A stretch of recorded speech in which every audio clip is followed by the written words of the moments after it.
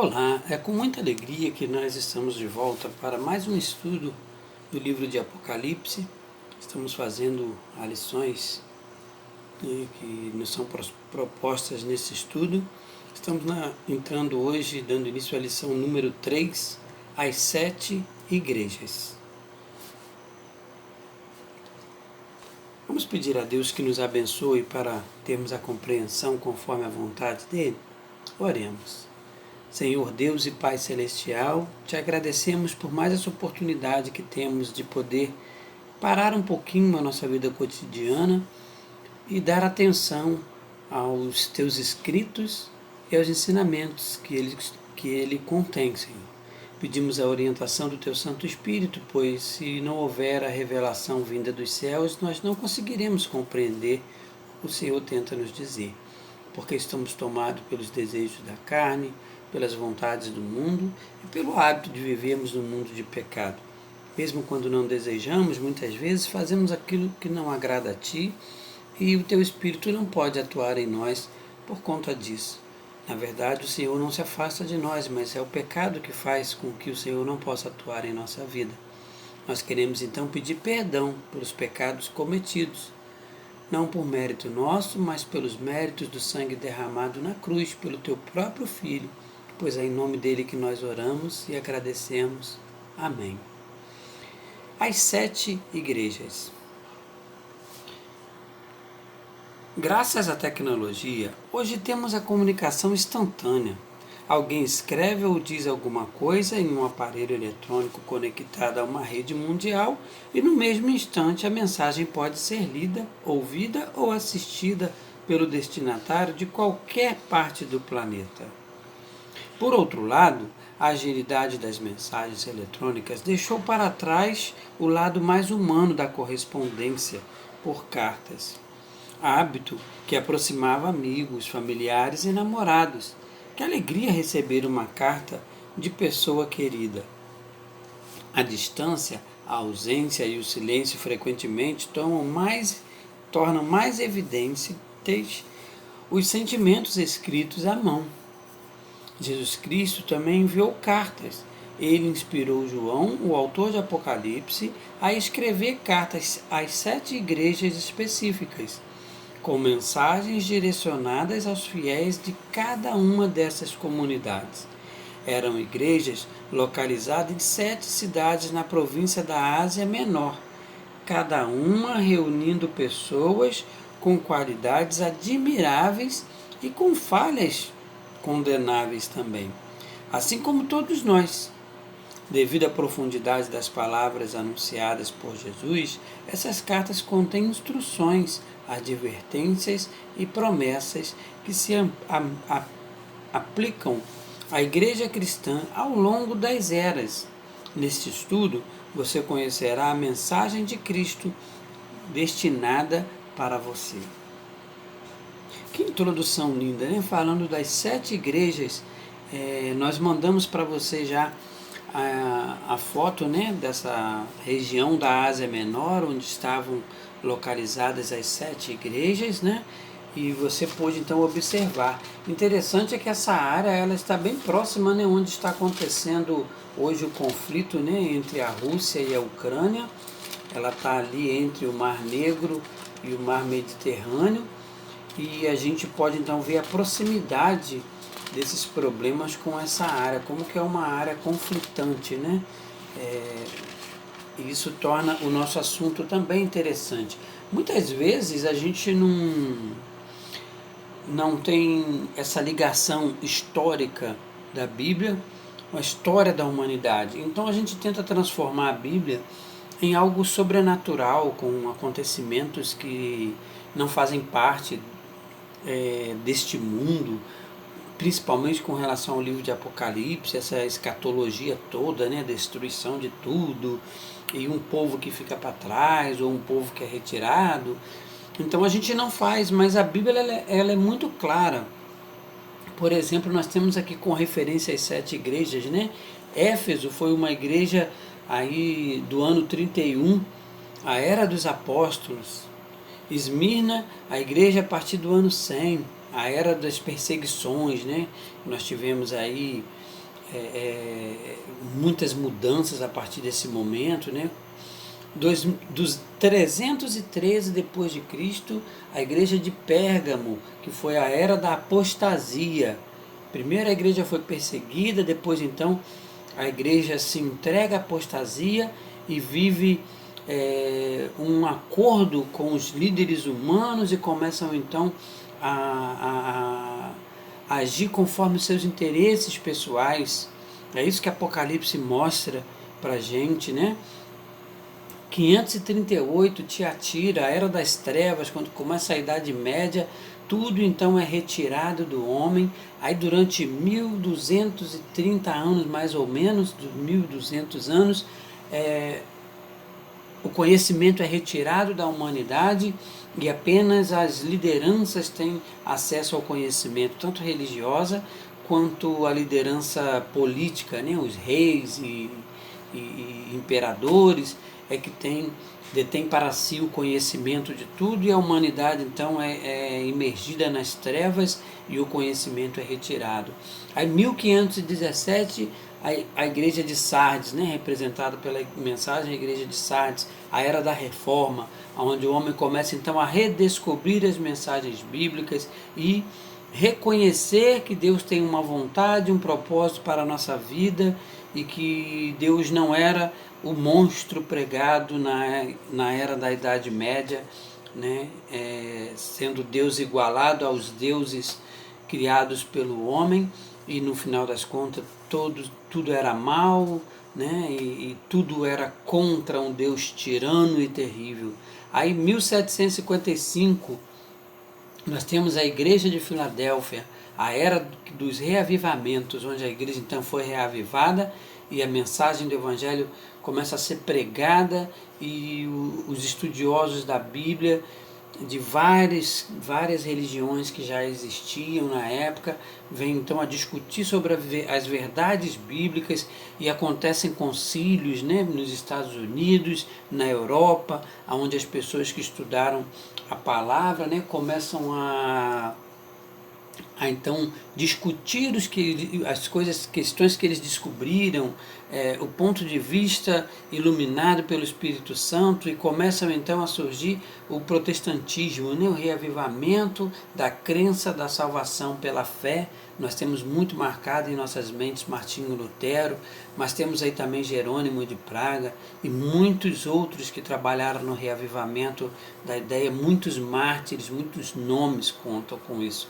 Em 1844 se inicia então a parte da igreja de Laodiceia, a era do juízo e do preparo para a segunda vinda de Jesus. 1844 também para nós adventistas é o ano da grande decepção.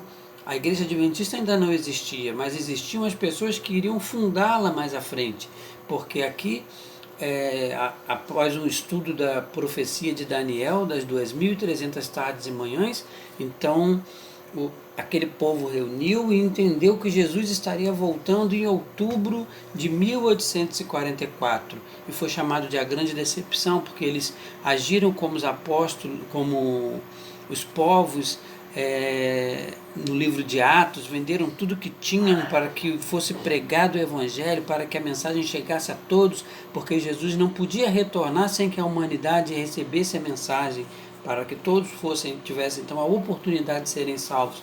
Aí de 1844 para cá, nós temos a era atual, onde até ontem eu estava comentando, Jesus pode voltar a qualquer momento, né? Então a igreja de Laodiceia, nós também a conhecemos como a igreja da mornidão, né?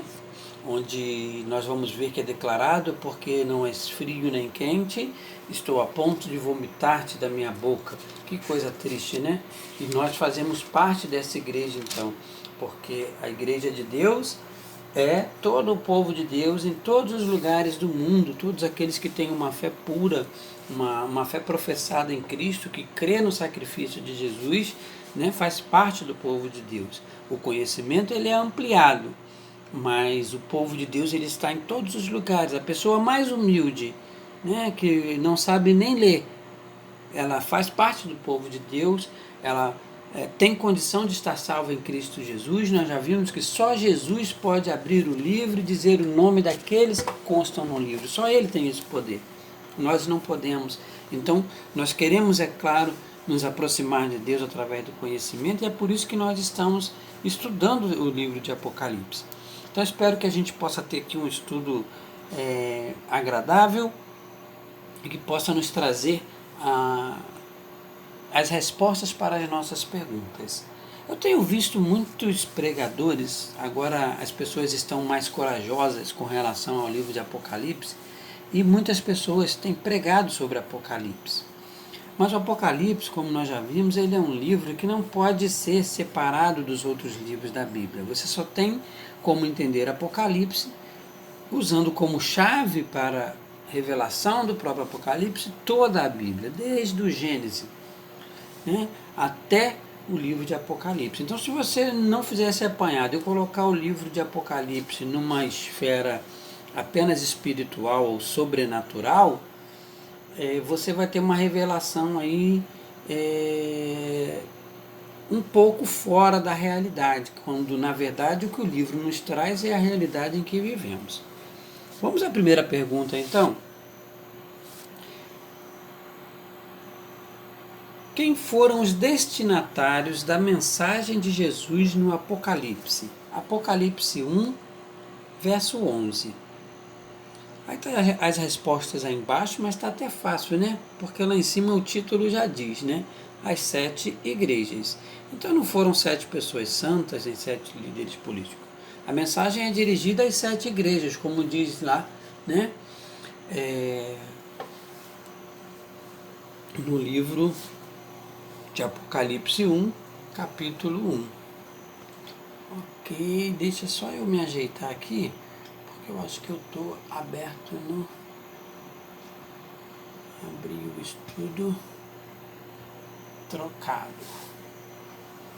Então, Apocalipse 1, capítulo 1. Vamos lá, vamos ter que ler aqui, porque...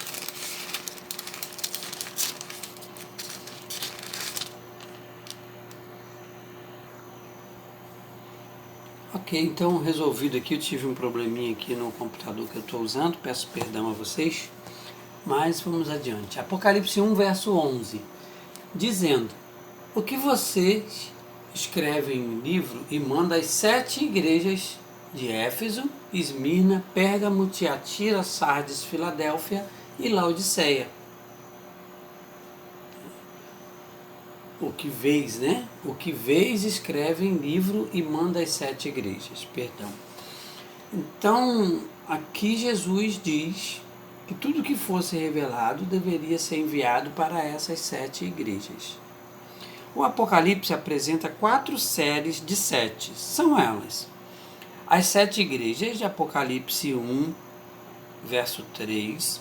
Os 7 selos de Apocalipse 5, de 1 a 8, Apocalipse 5, verso 1 e Apocalipse 8, verso 1. As 7 trombetas, de Apocalipse 8, verso 11, e as 7 pragas, de Apocalipse, verso 15 e 16. Cada uma dessas séries envolve a história do tempo de João até a segunda vinda de Jesus. Tá? Vamos reler esse pedacinho? Que eu li aqui, ficou um pouquinho embolado. O Apocalipse apresenta 4 séries de 7. São elas as 7 igrejas, Apocalipse 1 a 3. Os 7 selos, de Apocalipse 5, verso 1 e Apocalipse 8, verso 1. As 7 trombetas, do verso 8 ao 11, do mesmo Apocalipse 8, as 7 pragas, verso 15 e 16, e cada uma dessas séries envolve a história do tempo de João até a segunda vinda de Jesus. Nesse estudo serão expostos elementos que compõem a primeira das grandes séries de as 7 igrejas. Cada igreja, assim como cada selo e trombeta, representa um período específico da história. As 7 igrejas mencionadas no Apocalipse existiam de fato e estão na sequência de uma estrada real antiga que ligava essas cidades. Os conselhos para cada igreja ofereceram lições para a igreja daquela época, mas também são úteis para nós hoje, né? Ao olharmos o diagrama das 7 igrejas, como eu mandei a foto antes, nós temos a ideia, né, de como era formada. Mas a gente pode aproveitar aqui também, o aplicativo tem aquele sistema, né, que a gente pode estar olhando. Vamos tentar focalizar para a gente ter uma ideia do mapa da região. Aí, ó, ele aí, ó. Então aqui tá vendo a região, né? E as igrejas, olha. Começa aí por Éfeso, Esmina, Pérgamo, Tiatira, Sardes, Filadélfia e Laodiceia. Então aqui você vê uma linhazinha marcando, né, de Éfeso para Esmina e dali em diante a sequência das igrejas. E cada uma dessas igrejas, ela vivia, apesar de estarem na mesma época, no mesmo período, cada revelação foi feita de acordo com a vida religiosa de cada uma dessas igrejas, né? Colocando a realidade do momento, projetando um futuro de como seriam as coisas. Tá? Então essas são as 7 igrejas, depois nós vamos ter a sequência dos outros 7 acontecimentos, né? Dos outros 7 símbolos. Tá, ok? Vamos à pergunta número 2. Nas profecias bíblicas, quanto representa um dia? Por que isso é importante? Porque quando falamos em profecia, nós temos muita contagem de tempo. E a gente precisa entender como é que funciona essa contagem de tempo segundo a contagem profética. Então nós temos lá no livro de Números, capítulo 14, verso 34, um evento que ocorreu onde demonstrou como que é essa contagem de tempo na situação profética. Segundo o número dos dias em que espiastes a terra, que foram 40 dias, cada dia representando um ano, levareis sobre vós as vossas iniquidades 40 anos, e tereis experiência do meu desagrado. Que coisa incrível, né? Então aqui Deus proferindo uma mensagem, por causa da falta de fé, o povo de Israel teve que peregrinar 40 anos. Deus transformou aqueles 40 dias que os espias ficaram na terra prometida, observando, e quando voltaram, pela falta de fé, esses 40 dias se transformaram em 40 anos de peregrinação no deserto. Daí a interpretação profética de que um dia profético equivale a um ano natural nosso, um período natural. Então um dia profético, 360 dias, 365 dias nossos normal, tá? Então é daí que vem essa interpretação profética, ok? Aí dá para a gente entender e mais à frente nós vamos usar isso. Em certas profecias aplica-se o princípio dia-ano, em que um dia corresponde a um ano. Vê também, ó, Ezequiel, capítulo 4, 6, versos 6 a 7. Vamos lá, vamos dar um pulinho aqui nos profetas. Deixa eu abrir a minha Bíblia aqui. Tá? Ezequiel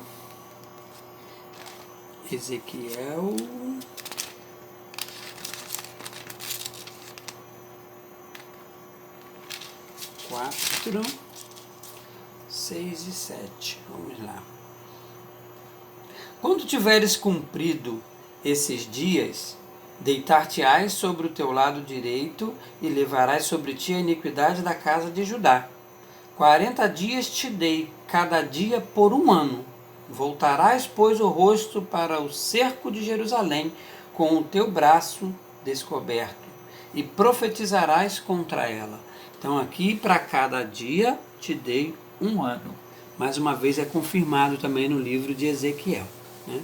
Então, em certas profecias, aplica-se o princípio dia-ano. Tá? Mas aí a gente precisa entender a profecia para estar realizando aí essa conversão.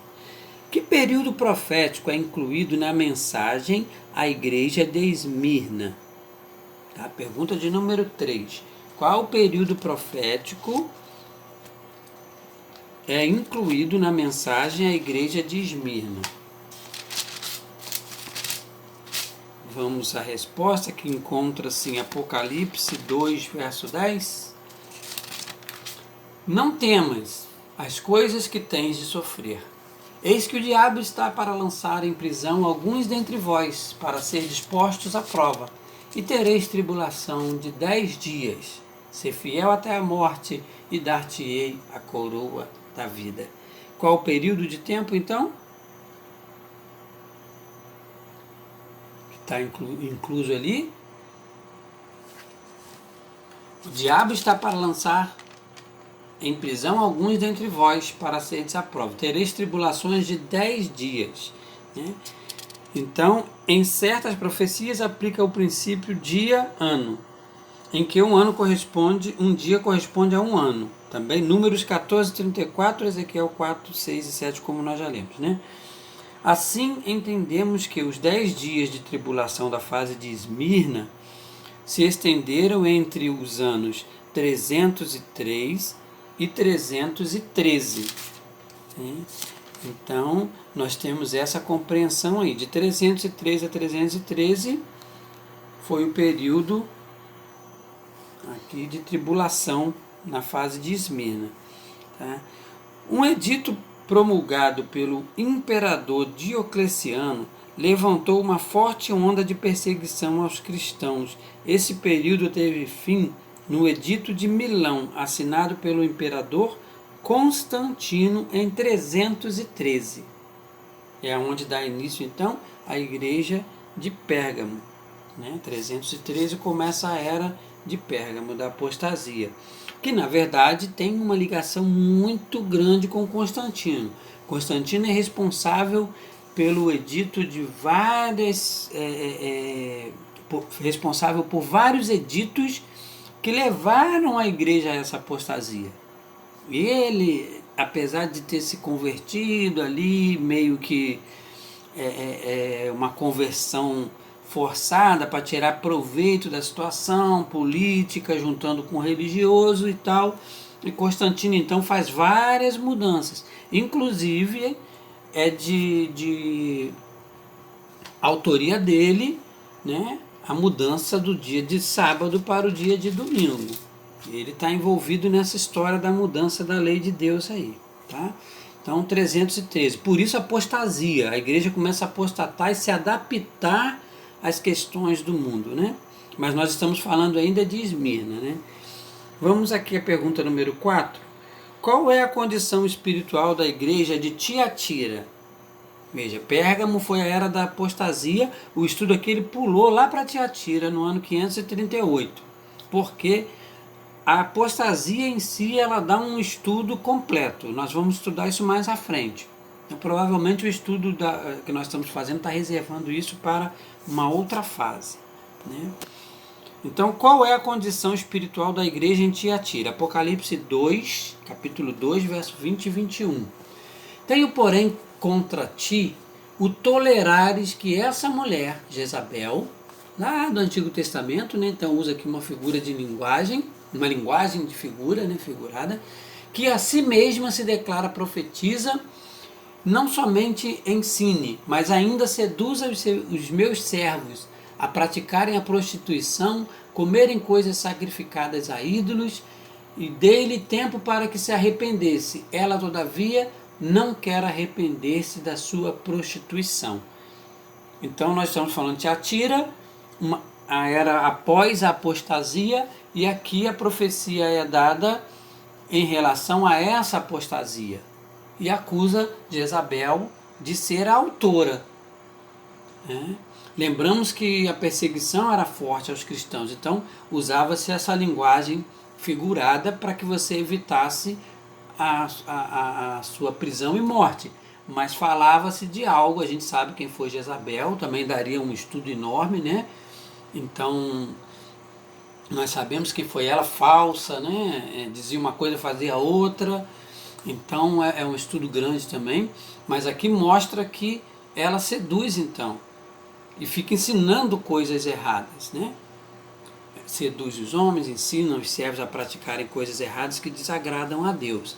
E isso aqui, você se lembra que eu falei um pouquinho antes? Isso aqui foi depois dos editos de Constantino.